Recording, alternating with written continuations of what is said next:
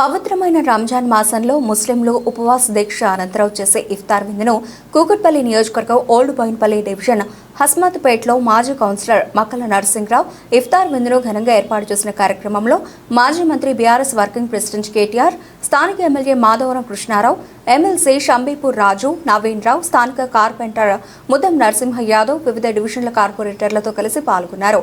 ఈ సందర్భంగా ముస్లింలకు పవిత్ర రంజాన్ మాస శుభాకాంక్షలు తెలిపారు. తెలంగాణ సాంప్రదాయాలను గౌరవిస్తూ బీఆర్ఎస్ పార్టీ గత కొన్ని సంవత్సరాలుగా పవిత్రమైన రంజాన్ మాసంలో ముస్లింలకు రంజాన్ తోఫా అందించిన విషయం కేటీఆర్ గుర్తు చేశారు. బీఆర్ఎస్ పార్టీ అధికారంలో ఉన్న, ప్రతిపక్షంలో ఉన్న కులాలకు, మతాలకు అతీతంగా తెలంగాణ సంప్రదాయాలను మర్చిపోము అని అన్నారు కేటీఆర్. ఈ కార్యక్రమంలో పార్టీ శ్రేణులు, అభిమానులు, ముస్లిం మత పెద్దలు, రాజకీయ నేతలు పాల్గొన్నారు. ఈరోజు రంజాన్ పవిత్ర మాసం సందర్భంగా ఉపవాస దీక్షలు చేస్తున్నటువంటి మా ముస్లిం సోదరులందరికీ మసీదు వద్ద మేము భారీ సంఖ్యలో పెద్ద ఎత్తున ఈరోజు ఇఫ్తార్ విందు ఏర్పాటు చేయడం జరిగింది.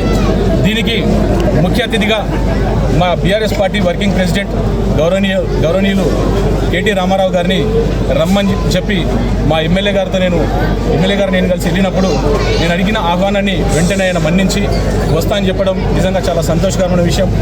దీనికి ముఖ్య కారణం మా నాయకుడు మాధవ కృష్ణారావు గారు. ఆయన పట్టుబట్టి వెంబడి ఇలా కేటీ రామారావు గారిని తీసుకురావడం. ఎందుకంటే ఒక ముఖ్యమంత్రి స్థాయి నాయకుడు, మొట్టమొదటిసారి అంత పెద్ద నాయకుడు మా ఏరియాకి రావడం నిజంగా అన్ని మతాల ప్రజలు, మా ముస్లిం సోదరులు, హిందూ సోదరులు అందరం కూడా చాలా గర్వంగా ఫీల్ అవుతా ఉన్నాం ఈరోజు.